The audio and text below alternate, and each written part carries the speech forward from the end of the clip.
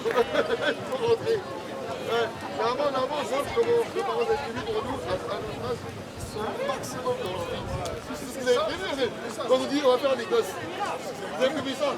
Mais leur prévision est faussée. Parce que la France, vous savez, oh, on va changer, je pense.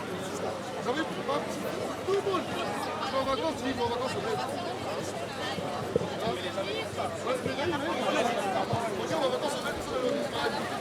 Quand tu m'embêtes, je rentre chez moi. Il fait un petit repos.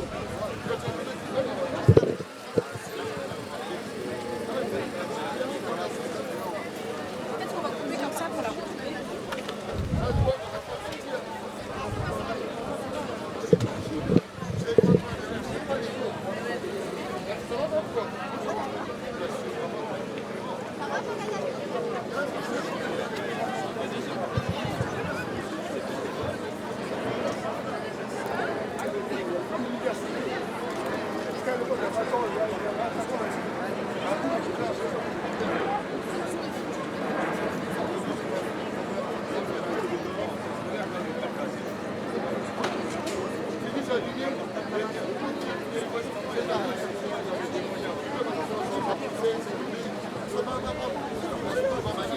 Bonjour tout le monde.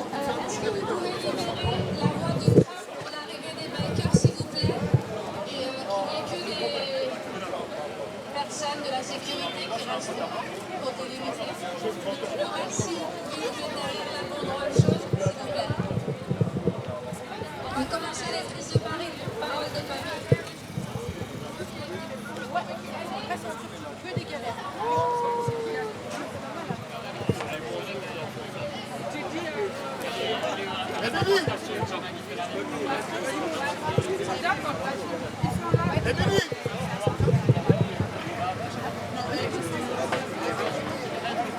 Alors bonjour tout le monde, est-ce que vous m'entendez? Est-ce que vous m'entendez? Est-ce que vous m'entendez? 1, 2, 3, 4, est-ce que vous m'entendez les amis? Bonjour tout le monde, bonjour tout le monde. Alors nous sommes à Sarcelles, Est-ce que vous entendez en face? Est-ce que vous m'entendez moi? Petite demande à la régie, est-ce que quand je parle vous m'entendez? Et là les familles vont prendre la parole, est-ce que vous les entendez? Super. Alors, n'hésitez pas à me dire, pas fort. Oui, on entend. Ok, attention.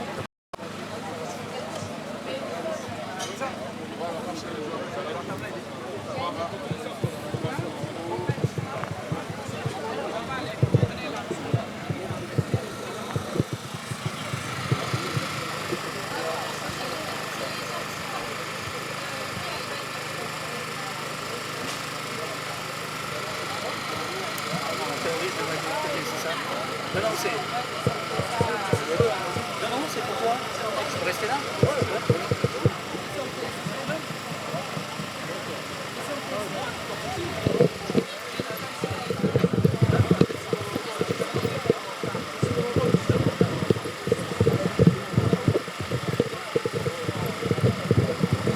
Bonjour. Bonjour, bienvenue, merci d'être là. On est à Sarcelles, la ville de Ibo. On est avec de nombreuses familles aujourd'hui, ce 9 octobre 2021, jour anniversaire des 40 ans de l'abolition de la peine de mort. Cette peine de mort qui n'a toujours pas été abolie puisqu'il y a encore toujours de nombreuses victimes de violences policières ici en France. Donc aujourd'hui on est nombreux aujourd'hui pour le dénoncer. À Sarcelles, la ville, la patrie de Ibo, tout le monde dit que c'est inutile, ça ne sert pas forcément à grand chose et que ça va mener à rien. Ben moi je peux vous montrer par cette marche que ça sert beaucoup. Parce que c'est la police qui a tué Ibo. Et si on ne faisait pas ça, on ne le saurait pas. Pourquoi ça sert? Aujourd'hui je vous pose une question. Qui est-ce qui a tué Ibo? La police. Qui est-ce qui a tué Ibo? La police. Qui est-ce qui a tué Ibo? La police. Et ben là c'est une preuve que ça sert à quelque chose. Parce que si on ne faisait pas ces actions, personne ne saurait qui a tué la police. Qui a tué Ibo? Est-ce que la moto a été volée? Non. Est-ce que la moto a été volée? Non. Ils ont dit que la moto était volée, ces menteurs. Si on ne faisait pas d'action, on aurait dit c'est un voleur ce jeune de 22 ans, un Français. Eh ben c'est grâce à ces actions-là, à toutes les personnes qui disent non, ça sert à rien. Ils auront toujours raison, ils ne seront jamais sanctionnés. Qu'importe la justice, ce qui compte c'est la prise de conscience de la société, que les gens ils sachent, même s'il y a des non-lieux, que l'État a une doctrine pour blanchir les policiers qui tuent les citoyens, des jeunes innocents, des pépites de la nation. Il n'y a pas Kibo malheureusement, comme on le sait. Il y en a eu avant, il y en a eu après, il y en aura encore. Mais à un moment donné, ça cessera. Parce qu'on est là, vous êtes là, c'est grâce à vous.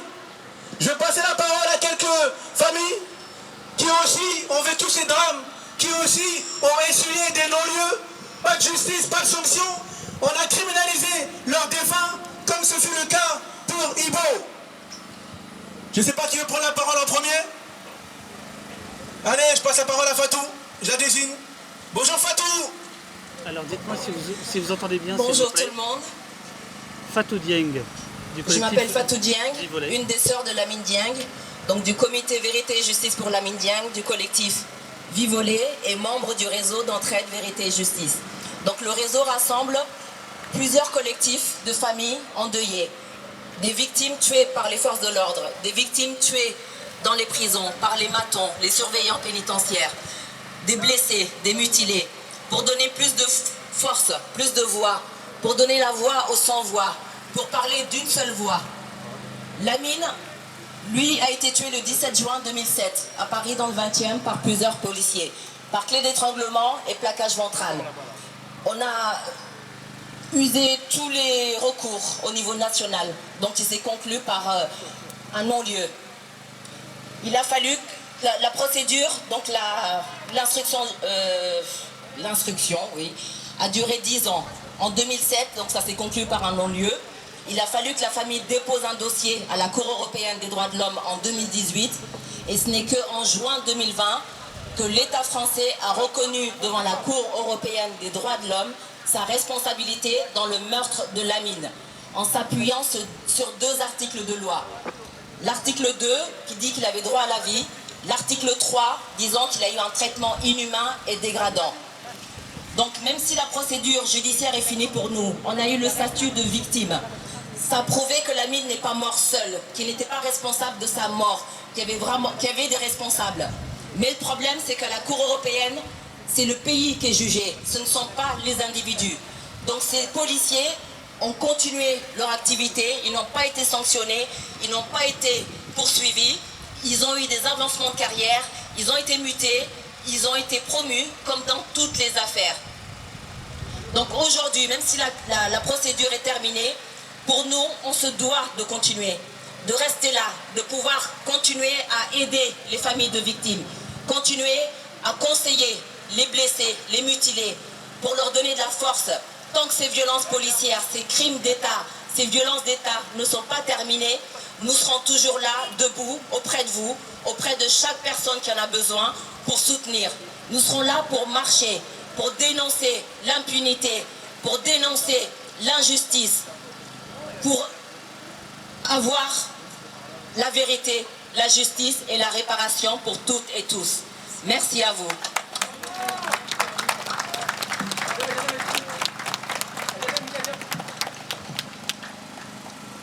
Juste une petite info pour vous dire, la marche elle est autorisée, les bécanes sont autorisées, on était à la préfecture de la semaine, comme l'année dernière. L'année dernière, ils les ont laissé passer, et après la marche, ils ont défoncé, ils les ont fait subir la violence policière. Aujourd'hui, il faut savoir que je suis avec les bikers au téléphone, ils m'ont dit, ils les ont bloqués partout. Là, ils sont autour de nous, ils veulent venir les jeunes, ils veulent rendre hommage à leurs frères, comme c'est légal, quand les paysans, ils font des manifestations sur l'autoroute, ils ramènent les tracteurs sur l'autoroute. Quand les paysans font des manifestations sur l'autoroute, ils amènent des animaux sur l'autoroute. C'est interdit. Les bikers n'ont même pas de terrain pour pouvoir exprimer leur passion. Aujourd'hui, on leur donne l'autorisation de manifester et on les bloque, on les empêche de venir. Il y a des policiers autour de nous, ils m'appellent, je suis avec eux au téléphone, ils me disent ouais, ils ne veulent pas nous laisser venir. Voilà.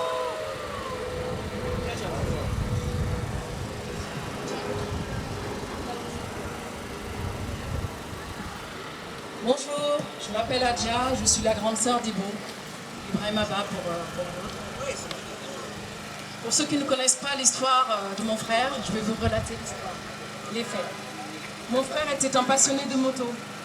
il circulait le 6 octobre à Villiers-le-Bel, alors qu'ils devaient retrouver des amis sur un champ, pas loin de Villiers-le-Bel, pour pratiquer ensemble leur passion. En ce jour du 6 octobre 2019, des hommes sous l'uniforme en décideront autrement. Il n'arrivera jamais à destination. En effet, alors que ces policiers étaient sur place pour une interpellation, lorsqu'ils entendent mon frère arriver, selon de nombreux témoins, ils déplacent brusquement leur fourgonnette en direction de mon frère, sans laisser aucune issue sur la route, mis à part le trottoir. Le choc est si intense que mon frère n'aura aucune chance. Il volera d'un côté et sa moto de l'autre. Il meurt sur le coup. Sur le lieu du drame, il n'y avait pas moins de 3 caméras de vidéosurveillance. 2 sur la rue et une sur le bus qui était à l'arrêt en face du poteau. Aujourd'hui, plus de 2 ans après les faits, alors que nous nous sommes constitués partie civile, ni notre avocat, ni nous, la famille, de la procédure, ni nous n'avons non plus pu visionner les vidéos. Notre avocat a été autorisé à visionner une seule des 3 vidéos. Mais on ne lui a pas remis la vidéo en main pour qu'il puisse, dans un premier temps, l'exploiter, mais ensuite nous la faire visionner également. Rendez-vous compte, 2 ans, 2 fois 365 jours. Et nous n'avons toujours pas accès à la vérité. Combien de temps a-t-il fallu aux policiers lors des manifestations en mai 2018 pour remettre la vidéo à Benalla? La vidéo où on le montrait en train de tabasser un couple de manifestants, alors qu'il s'arme, lui, M. Benalla, d'équipement de CRS. Il se dit avoir le pouvoir, le permis de tabasser les militants sans avoir à rendre compte. Mais ce n'est pas le seul, malheureusement. Plusieurs hommes s'équipent d'équipements de force de l'ordre, des hommes sous l'uniforme, l'uniforme qui ne mérite pas d'ailleurs, qui déshonore, se donnent le droit de tabasser, humilier, massacrer, démembrer, tuer, sans crainte de sanctions, de poursuites pénales, car ils savent qu'il y a derrière eux tout un système qui absout, qui ferme les yeux, un déni total.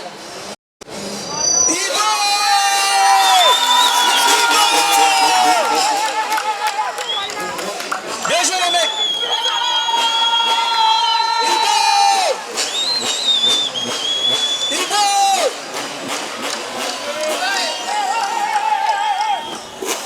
Bien joué les mecs, bien joué les mecs. Ibo, bien joué les mecs, bien joué mon ref. Nous sommes un bâtard. Bien joué mon ref.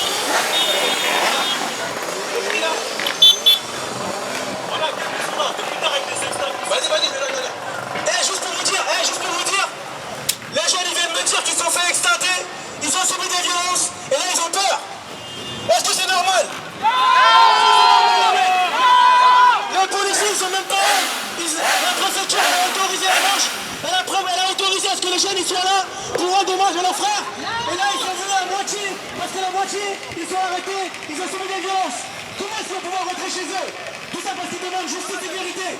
Est-ce que c'est bon là ou pas? Justice et vérité, ils sont en France. Et la caméra. On n'a aucune haine, ils ont aucune haine. Ils ont une passion qui est légale. Ils ont acheté leur moto, ils viennent faire une manifestation. Tout comme n'importe quel citoyen, on les a autorisés à venir. Moi j'étais dans la préfecture en face du sous-préfet qui a dit les jeunes peuvent venir. Ils peuvent venir, vous pouvez leur dire, vous ne faites pas confiance. Comment on peut leur faire confiance quand les jeunes, ils arrivent, ils me disent, oh mon ref, ils nous ont gazés, ils nous ont défoncés. On n'est même pas encore arrivé. Comment ils vont arriver chez eux? Est-ce qu'ils vont arriver chez eux? Ils vont se faire tuer comme ils vont, alors qu'ils viennent manifester. Qu'est-ce qu'on peut faire pour eux? Qu'est-ce qu'on va faire? Il n'y a personne président? Comment on va faire? Comment on va faire là-dessus? C'est ça un pays de droit? C'est ça un pays de droit. C'est ça la démocratie? Un pays de droit pour qui? Quel droit? Pour qui? Ouais, mais comment faire? Parce que... Dans ce bilan, Emmanuel Macron. Donc c'est une manifestation pour Ibo qui est mort au guidon de sa moto et donc les motards qui sont là en hommage. Macron met dans ce bilan le nombre d'arrestations dit de rodéo sauvage. Est-ce que vous avez des quotas à remplir, monsieur la police? Est-ce que vous avez demandé que dans chaque commissariat vous arrêtez une personne par semaine? Et c'est pour ça que vous nous tuez? C'est pour ça? Vous n'allez pas à obéir quand le bon sens dit on ne tue pas, on ne tue pas. Vous n'allez pas obéir à une hiérarchie qui vous dessert. Vous êtes responsable. Et quand on voit le bilan de M. Macron, et noir sur blanc écrit le nombre d'arrestations dit de rodéo sauvage, c'est que vous êtes complices. Et c'est qui les racailles? C'est qui les racailles? C'est qui les racailles? C'est qui les racailles? C'est la police. C'est les délinquants. C'est la police. Ici, il n'y a pas de délinquants. Ici, il n'y a pas de racailles. C'est la police. On va foutre la rage, on va foutre le seum à la police. Vous savez ce qu'on va faire? On va applaudir les bikers. On va applaudir les bikers. Faites rouler les bikers, faites rouler les mecs.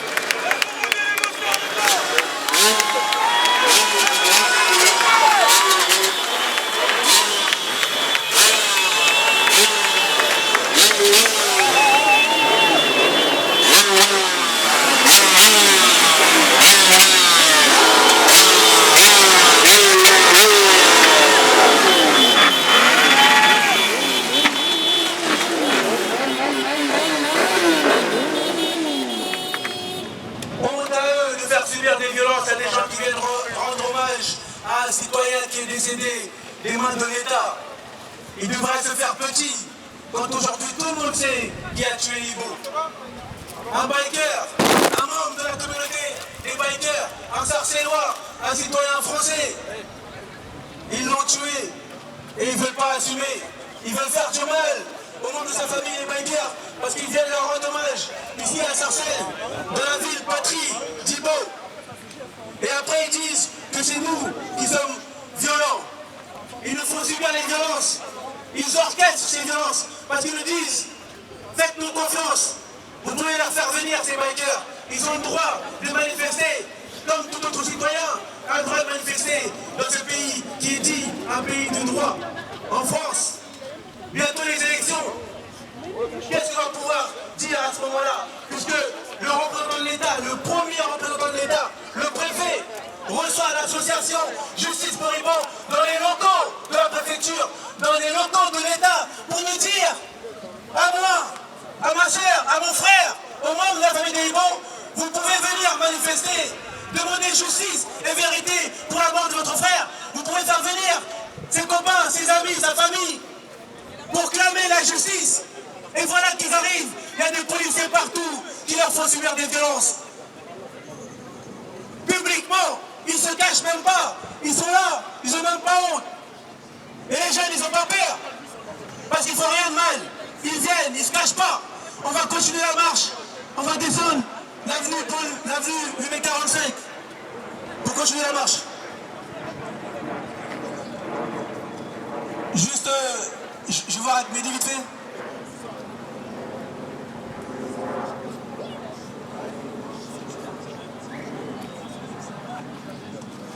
C'est pas grave, ils ne nous empêcheront pas de marcher, de réclamer vérité et justice. Tous les jours, nous demanderons vérité et justice. On a la chance d'avoir parmi nous le maire de Stein. Merci au maire de Stein. Il n'y en a pas deux comme lui qui est aussi courageux, qui reste aussi près des citoyens. On applaudit le maire de Stein, s'il vous plaît, merci beaucoup.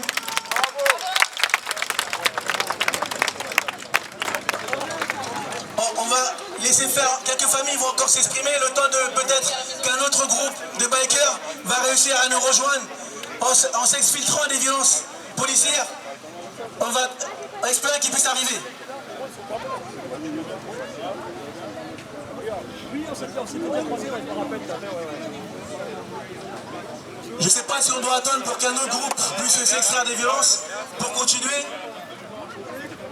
Peut-être que ça va mettre à la pression, parce que j'entends dire qu'il y a d'autres groupes qui sont autour de la vue, qui essaient de se faufiler pour arriver auprès de nous.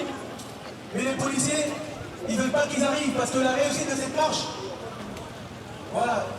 Là vous voyez, je parlais avec les jeunes, ils me disaient qu'il n'y a personne comparé à la meute qu'ils étaient au départ. Au départ, ils étaient très très nombreux. Et là, ils sont une infime partie. Parce que la plus grande partie a subi des violences. Des violences de l'État. De ces mêmes personnes qui nous ont dit qu'on avait le droit. De ces mêmes personnes qui nous ont dit venez exprimer votre droit. Venez manifester. Et là, les jeunes, ils sont là. Ceux qui sont là, c'est ceux qui ont réussi à s'extraire de ces violences. La plus grande partie est encore autour de cette avenue pour essayer de venir, pour essayer de crier leur souffrance du fait de la perte de leurs frères. Ibo. Donc celui qui parle, c'est Diané, frère aîné de Ibo. Leur vécu de violence policière. Vous avez un micro, je pense. Bonjour à tous, je me présente, je m'appelle Émilie. Je suis la belle-sœur de Yanis qui a eu un accident de moto. Comme quoi nos destins malheureusement se rejoignent. Et donc le 14 avril, dans la nuit du 14 au 15 avril, Yanis a été percuté. Pour l'instant, on ne sait pas par qui, mais en tout cas, on l'a accusé d'avoir pris la fuite en voyant des véhicules de police et ensuite d'avoir fait un contrôle sur l'autoroute A1 et d'avoir été percuté de plein fouet. Il est tombé en coma pendant 49 jours et il nous a malheureusement quitté, paix à son âme, le 3 juin. Le 4 juin, nous avons fait une veillée funéraire à la Plaine Saint-Denis et nous avons été littéralement gazés, flashballés, enfin, on a subi des violences extrêmes de la part de la police à la sortie du local où nous nous trouvions. Alors on était sous couvre-feu certes, mais nous étions complètement pacifiques, nous étions unis dans la douleur pour penser à Yanis qui venait de nous quitter. Et aujourd'hui, il y a donc 2 actions qui sont menées en justice. D'une part pour Yanis, pour obtenir la vérité, pour obtenir les images, puisque comme vous le savez, toutes les autoroutes sont filmées, toutes les autoroutes ont donc des traces des accidents qui s'y passent. Nous n'avons obtenu aucune information, si ce n'est qu'il était à contresens, et donc du fait, c'est de sa faute s'il a subi cet accident. Et une deuxième action qui sera celle des familles de Yanis et d'autres habitants du quartier qui ont été donc violentés par la police de Saint-Denis. Et voilà, donc pour Yanis, on n'a pas de date, si ce n'est l'organisation d'une marche blanche qui serait le dimanche 27 octobre. Je vous invite à vous tenir informés sur la page Instagram Vérité et Justice pour Yanis, où là on vous mettra plus d'informations sur cette marche à venir. Et on attend aussi du soutien au mois de janvier, donc un procès qui va réunir énormément de monde de Saint-Denis.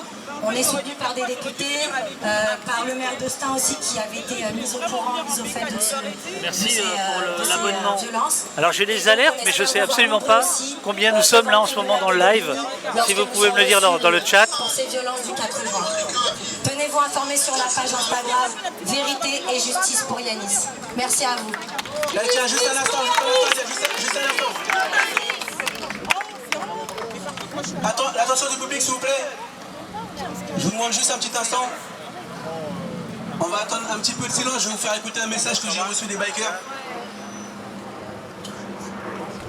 Ouais, salut les frères. Là, c'est pour vous dire que, vas-y, la manif, elle est KO. Ils ont bloqué tous les cours. On peut pas rentrer en BK, on peut rien faire. Message. On peut rentrer qu'à pied. En BK, c'est KO. Bon, les mecs, moi j'ai pas peur. Moi, je sais que le commissariat il est à 200 mètres. Vous restez là, moi je vais aller avec mon grand ref. On va parler avec le commissaire, je le connais. Et s'il fait rien, bon, on bouge pas d'ici. Parce que les gars, ils sont braves, ils sont venus. Donc nous, on va aller jusqu'au bout. Moi, je vais voir le commissaire. On les attend. Allez, restez là-bas. Je vais aller pour faire une autre journée. Justice pour Ibo. Justice. Justice.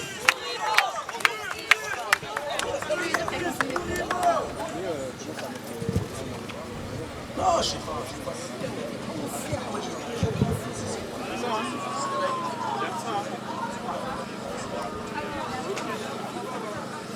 J'en profite pour Bonjour, je suis Farid Eliani, le frère de Wassam Eliani. Eh, moi, il y a des mecs qui veulent pas me laisser aller tout seul. Hein. Ils m'ont dit si je viens pas avec moi, ils me laissent pas aller. Hein. Du coup, on va tous aller au commissariat, les mecs. Hein. Vous voyez ce que vit la famille là, Thibaut? C'est ce qu'on vit tous, nous, depuis ce que je vis depuis Écoutez-moi, moi je peux pas abandonner. Il y a une totale différence entre ce qu'ils disent et ce qu'ils font. Il y a une totale différence entre leurs principes et les actes. Vous savez où ils sont là, Macron et tout ça?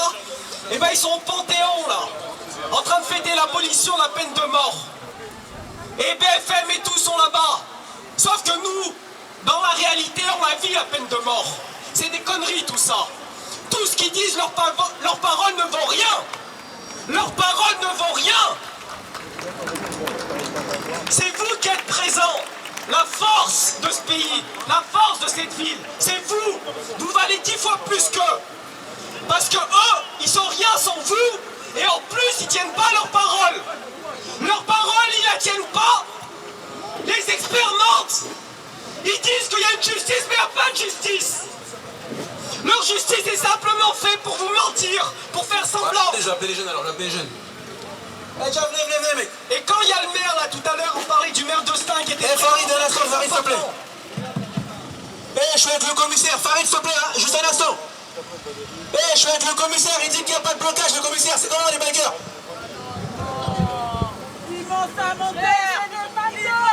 Eh, je suis avec le commissaire, il dit qu'il n'y a pas de barrage, ça veut dire quoi ça? Comme le préfet disait que la moto était Les barrages, on les voit, ils sont là, vous dites qu'il n'y a pas de barrage. Juste là, ouais. C'est normal, vous avez fait fuir. Comme ils disent que la police française est la plus contrôlée au monde. Le commissaire est là, venez nous parler. Comme ils disent que les pays des droits de l'homme. Ça, c'est des conneries. Eh, ça se développe pas, ils vont tous venir.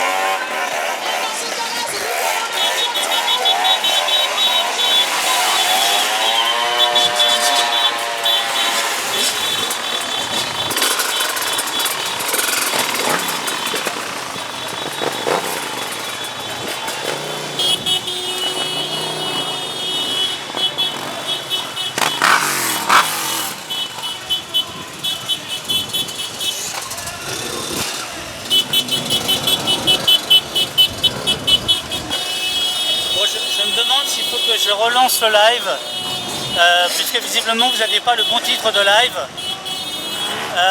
Qu'est-ce que vous en pensez la régie? Si j'arrête et que je recommence.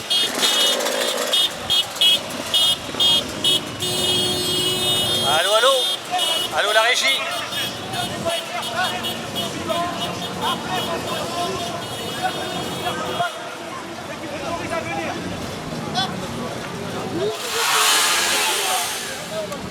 Ok les amis, je pense que je vais couper.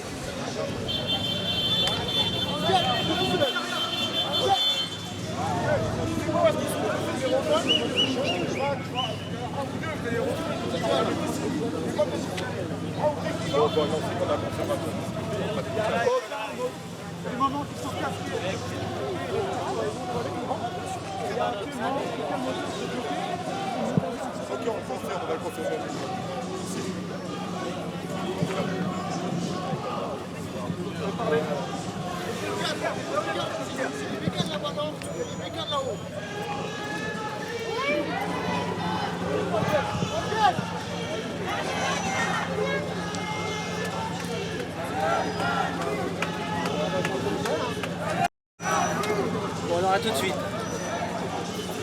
C'est le bordel là. Toujours. Aïe aïe aïe, c'est le bordel.